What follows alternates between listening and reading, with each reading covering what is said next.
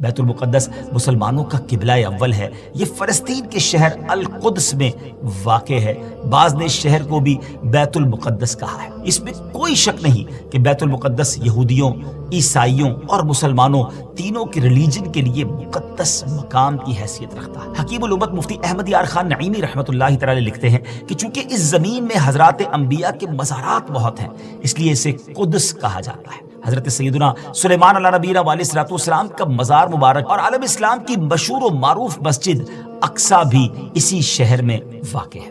رہی یہ بات کہ اس کا سنگ بنیاد کب رکھا گیا، کعبہ معظمہ کی بنیاد ڈالنے کے 40 سال بعد سیدنا آدم علیہ نبینا علیہ الصلوۃ والسلام یا ان کی اولاد میں سے کسی نے اس کی بنیاد ڈالی۔ پھر اس کی تعمیر حضرت سیدنا سام بن نوح علیہ نبینا علیہ الصلوۃ والسلام نے کی۔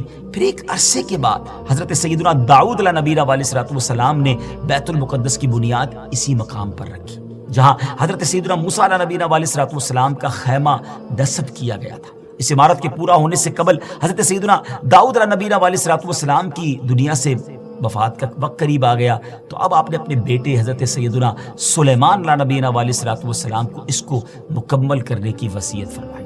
حضرت سلیمان علیہ نبینا علیہ الصلوۃ والسلام نے انسانوں سے نہیں بلکہ جنوں کی ایک جماعت سے اس کام کو کروانا شروع کیا۔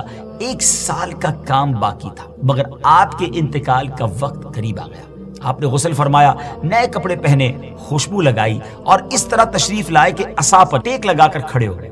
ملک الموت حضرت اسرائیل علیہ الصلوۃ والسلام نے آپ کی روح اسی حالت میں، اسی عالم میں قبض کر لی۔ جب حضرت سلیمان علیہ الصلوۃ والسلام حیات تھے تو جنات کو رات کی رخصت بھی مل جاتی تھی، وہ دن میں کام کرتے تھے۔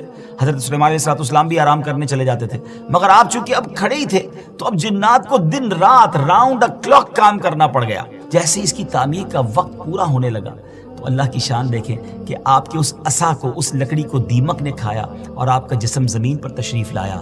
پھر لوگوں کو بھی پتہ چلا اور جنات کو بھی پتہ چلا کہ حضرت سلیمان علیہ الصلوۃ والسلام دنیا سے جا چکے ہیں۔ اس کی تعمیر کی تکمیل چونکہ حضرت سلیمان علیہ الصلوۃ والسلام کے زیر نگرانی ہونی تھی، اس لیے اس عمارت کو ہیکل سلیمانی بھی کہا جاتا ہے۔ حضرت سیدنا آدم علیہ الصلوۃ والسلام سے لے کر حضرت سیدنا موسیٰ علیہ نبینا علیہ الصلوۃ والسلام تک کعبہ یعنی بیت اللہ شریف ہی کعبہ رہا۔